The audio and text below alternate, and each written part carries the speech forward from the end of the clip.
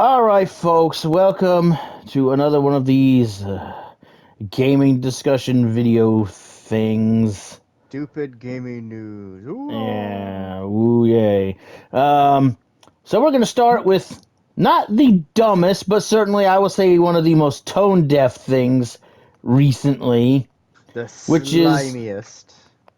starting with Civvy Eleven's favorite person, Mr. Randall Pitchford, more commonly Oh, known as Randy Pitchford of Gearbox.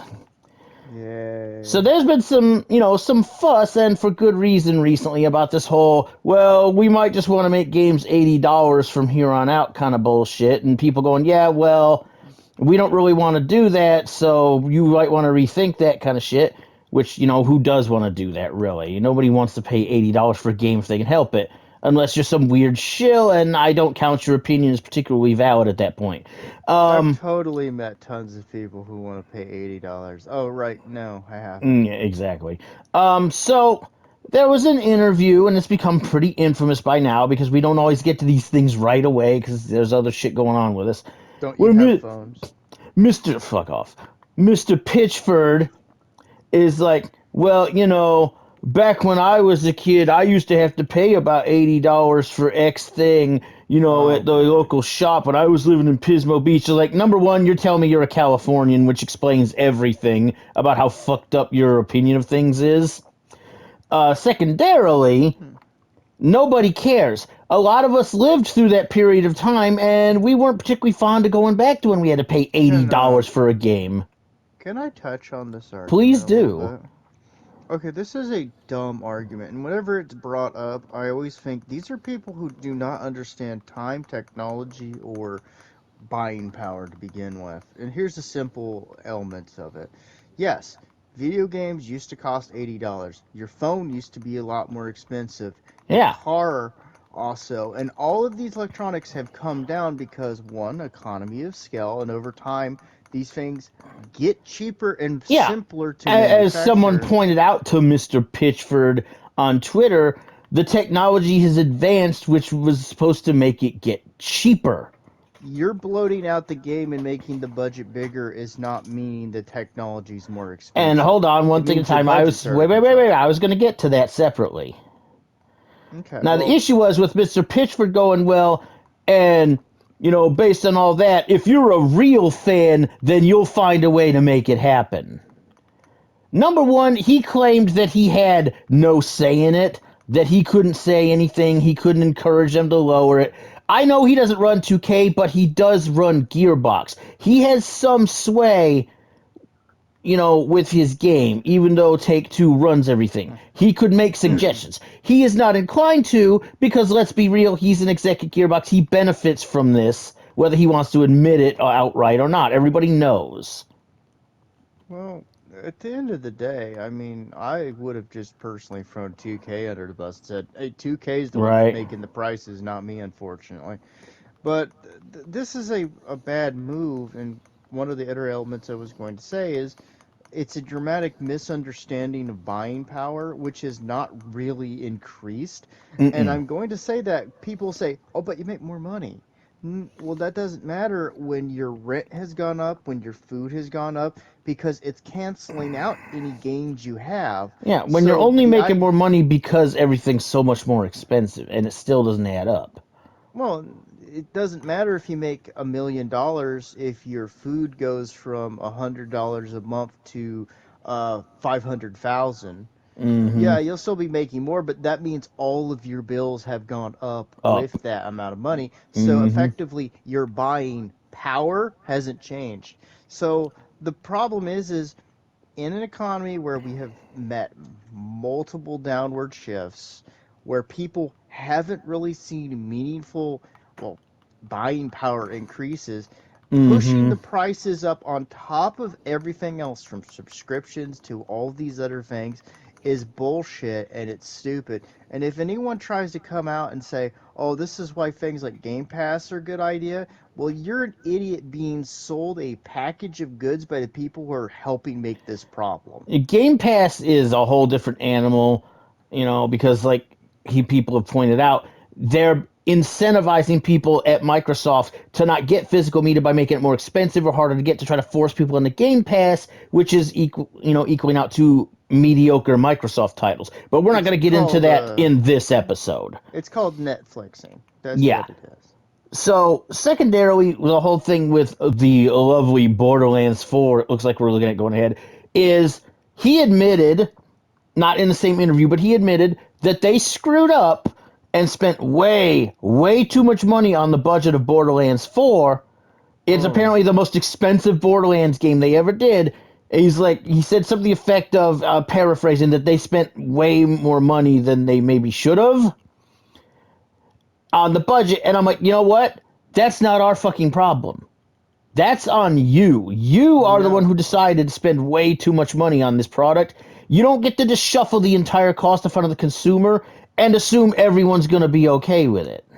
Well, I have to want to buy it, and if I think that you're overvaluing something, it doesn't matter how much you spent on it to make a profit And frankly, to then after charge them. Borderlands 3, which, yeah, it still made a profit, but it wasn't as near as popular as the previous two, A mainstream, lot of people mainline hated in the it, series, you're not inspiring a lot of confidence well, you're not by in the same doing this position shit. as Yeah, if it was your last game was Borderlands 2. And the thing is, at the end of the day, is you know what would probably help this game sell long term and be more appealing if not it being was. $80. I'll be perfectly honest. If it was $60, Yeah. I mean that's a really You simple thing. might have been able to skate on 70 if it was a really big, much better game, but you still need word of mouth and good reception, and after 3 you don't have as much of that. And on top of it, I think what has to happen is you're going to have to shift from, well, we're going to make it back in initial sales to, hey, look, this is going to be a long-term good seller. Yes. We're going to have reasons for people to come in and invest in it. And they desperately need to be looking at long-term sales anyway, cuz this short-term shit has done nothing but damage to the industry in general, this thinking. Also, on top of it, what is the corporate responsibility of 2K if they're letting their studios spend way more than they should on these Yeah. projects? Are you fuckers at 2K, and it wouldn't surprise me, or Take-Two, so hands off that you weren't paying attention to the amount of money one of your studios, one of your bigger studios, was burning, so that they were going to have to make this much money to break even? And this is after the Saints Row debacle, so Oh, I'm just gonna be that guy. I have no sympathy for any of these arguments. And the sad thing is I kind of wanted another Borderlands game that was we just a wanted, couch yeah, co-op.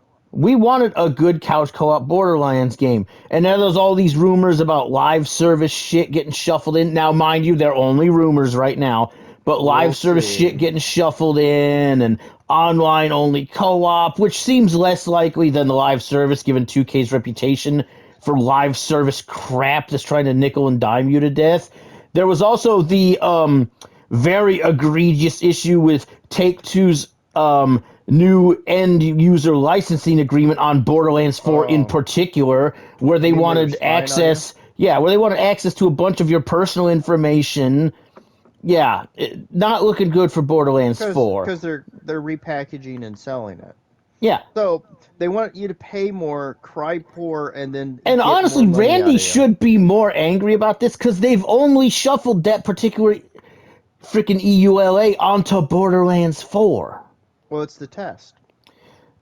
And I'm like, yeah, dude, they're using your franchise to test this bullshit that nobody likes, even on the initial mention of it. This should make you angrier, because this is going to look bad on you. 2K don't give a shit. Well, he's got a golden parachute out, so Yeah, it pretty doesn't much, matter so to he doesn't him. give a shit. But of course, everybody else at Gearbox is going to suffer for it. You know, well, it's the same thing that happened with the Saints Row Yup. studio.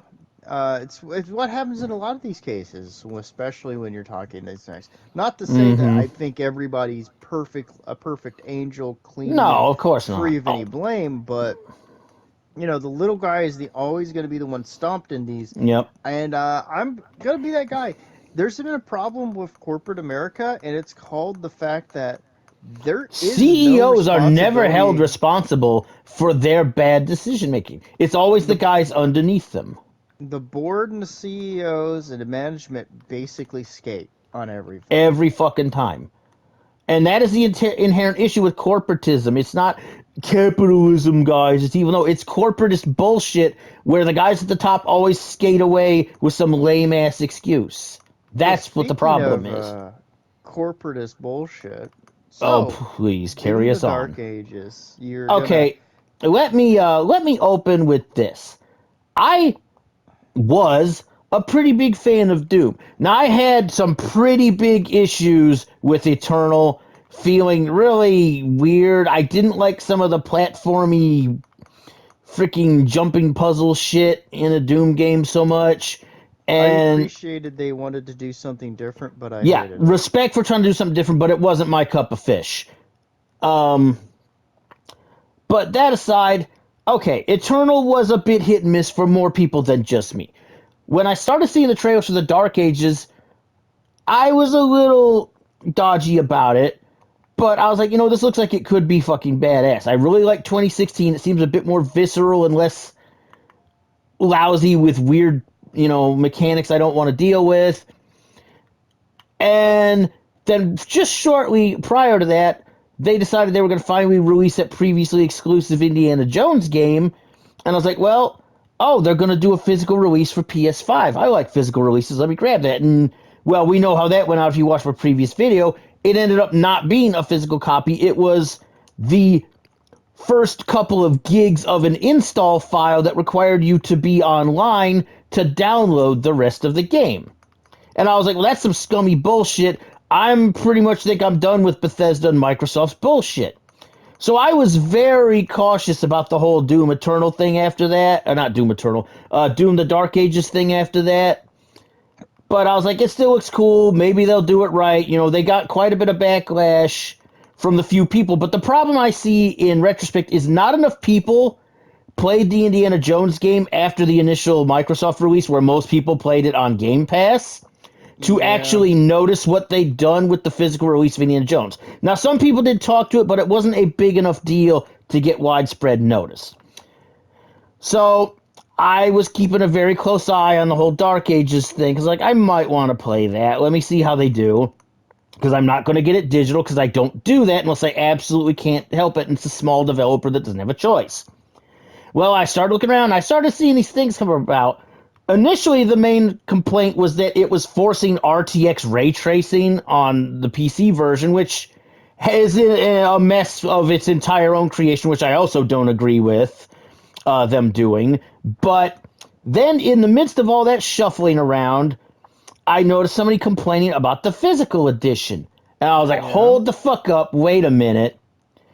And of course, in Bethesda's infinite fucking wisdom, because it just fucking works, fuck you guys, they decided to repeat the bullshit that they pulled with the Indiana Jones game, and both the PS5 and Xbox physical editions had, again, just a very tiny, basically, let's do the Nintendo Game Key card thing, where you have to put the disc in, then go online, and then install the game from the online store. You buy There a is, disc, you don't have any of the game on it. you buy a $70+ physical game, and you get no physical game. It does not exist. It is just a fucking data disc, and it's not a data disc, because that's where they lie to you. If it was a data disc, you'd have the game. Let But me put no, it it's like just a this. key card. Go Let ahead. me put it like this. This is the Microsoft tactic, and it's called Netflixing. They're trying to remove your physical Yeah. ownership of it because Microsoft one, wants to force everybody onto their Game Pass because they it's the don't quote want unquote you cheap alternative. they don't want you loaning it to a friend. They don't want you selling it because it'd have no worth as for Mm collectors later on.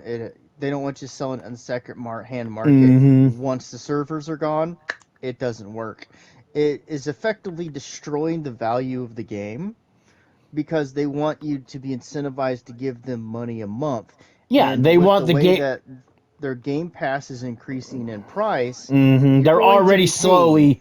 They're already slowly pushing the subscription price creep. You're getting Netflixed, you're thinking you're getting the deal, and they're trying to entrap you.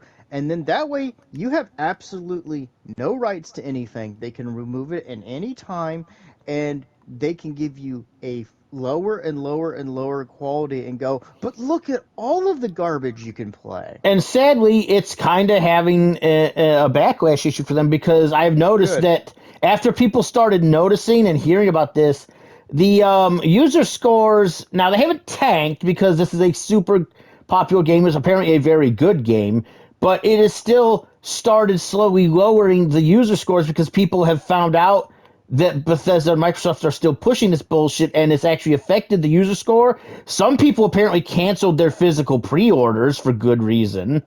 Well, you don't own anything. Why Yeah, would you because buy like, it? why pay the extra money for that? I'm glad I didn't, because after that I was like, I don't trust Bethesda. They're full of shit. Well, it turned out I was right. Well, it's either you buy or overpriced access, temporary access to a digital product, or you pay us forever. Yeah, which fuck you guys. You're not worth that much. And I really don't.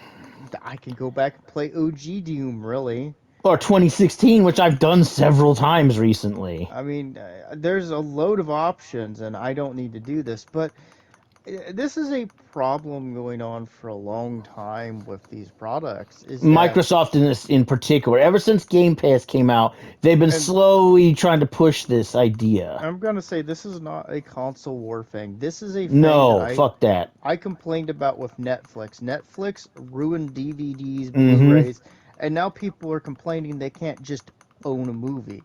Yeah, And it's well, like, you well, can. you It's just when you have shit that goes direct to okay, Netflix, then yeah, you okay, have a problem. but you're in a position where it's harder to buy them, it's harder to find them. There's not as much produced, and you have to go through a lot more hassle, and then there's all these other issues that go with it.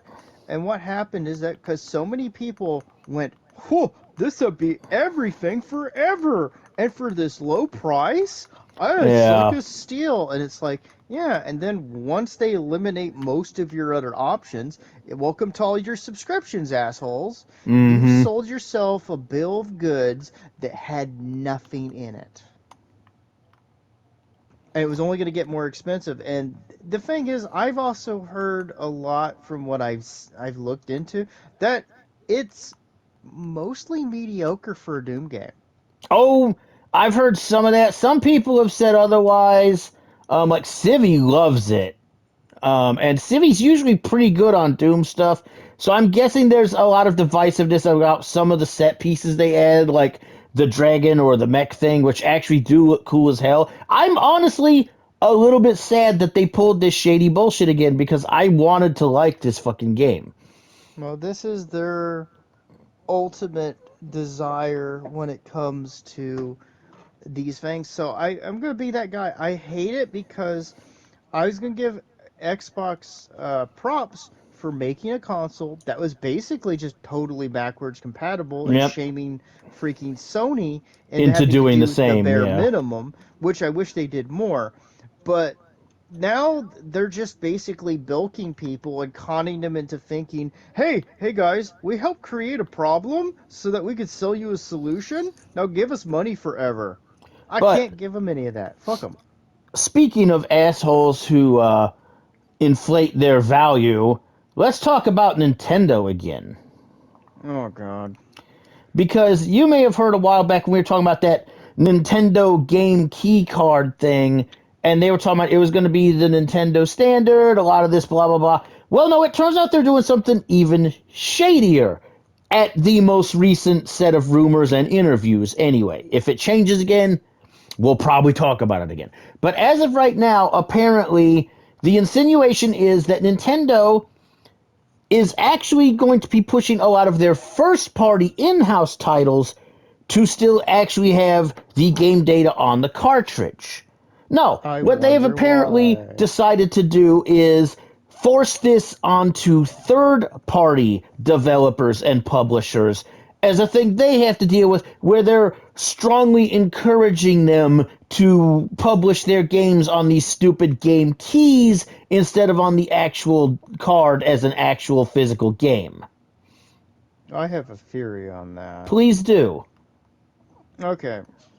Well, besides the fact that Nintendo is a shitty company and it's been a shitty company for much longer than any of you ever realized, Except for um, people like us who already were kind of suspect back in the Miyamoto freaking days of fucking over well, they smaller were a shit company developers. in the 90s, but Exactly my I point. remember them intimidating and threatening and doing all of this to like individual stores. Well, remember Um, they were going after people for using Smash Brothers in tournaments.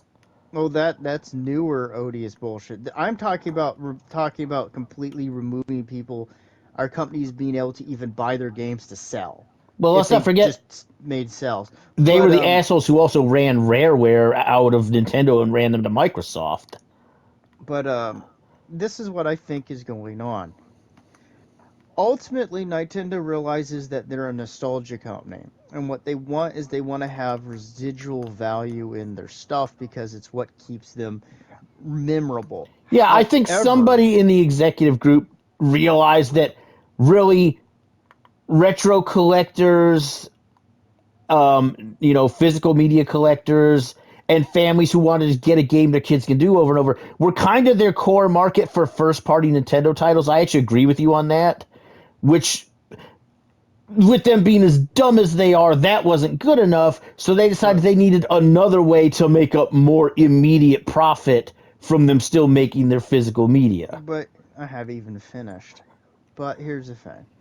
Effectively, it also supports their idea of their games being able to have shifting upwards prices. Well, if Ugh. it's just a game key, no one's going to care about that cassette at all. Yeah, So, and I'm calling it a cassette for fun.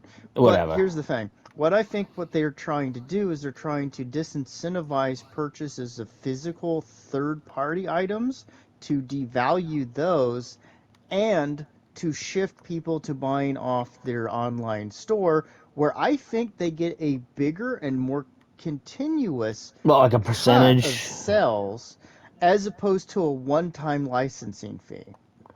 That So could this be is where all where they're about forcing the bilking third third parties. where they're forcing the third parties to pay an ongoing like hosting fee or whatever on the Nintendo eShop I rather don't than think it's just a getting a licensing fee or I don't whatever think it's for a the hosting game. fee, but I think they get a bigger piece of the pie on individual sales on the online than what they would get if they were just selling the license. It's Now, this entirely happens with possible. all these stores, but what I think Nintendo is trying to do is they want them not to have any value when it comes to the physical, so people feel pushed to buy it from their online store, and they're probably getting 10, 15. In some cases, I'm probably betting that Nintendo takes about 30% of every sale. It's entirely possible. I And mean, it just I think that's what's going on. They're a really shitty company. They're very this is very against. reminiscent of back in the day when they screwed over Argonaut, who helped them make Star Fox. When they screwed over Rare so many times that Rare ran to Microsoft because they seem to have this horrible thing where anytime a third party company works with them, they find a way to fuck them over for their own benefit. No, and they love to sue smaller companies and try to destroy them and steal their stuff. So, at the end of the day, I just feel this is another really disgusting, typical Nintendo thing where they're just treating their third party developers like garbage and trying to make it where they're going to make even more money off them. And I think what's going to happen is between the higher prices in the long run, long-term sales are going to suffer for the Switch 2, and I feel that third-party support is going to start dropping the Wii U levels. We'll see. They're going to get an initial push I because they mean, basically hopefully gave third party sweetheart deals. developers are smart enough to to pull away from this if they're going to keep doing this to them. Hopefully, we'll see. I mean, like you said, Nintendo, third party support didn't work out real well for the Wii U, which is part of what killed it. And I feel like Nintendo is so short sighted they forget that part of the Wii U's problem was weak third-party support. Well, they've become more and more about their own games, and the thing is, this is not console war bullshit. No, Nintendo I really don't give a needs rat's another. ass about the console wars. I'm sick of hearing out console v console, console v PC. Fuck that. Nintendo needs another shit pie to have to eat, and that humble pie as they They call it, are and massively overvaluing themselves, and this fucking new US CEO certainly hasn't helped anything. nor has the Japanese CEOs No, or I'm just saying that this development staff. Bowser clown has just made it worse. He's just an easy figure for them to use. That's my point. He's become their new figurehead for everyone to throw fucking tomatoes at.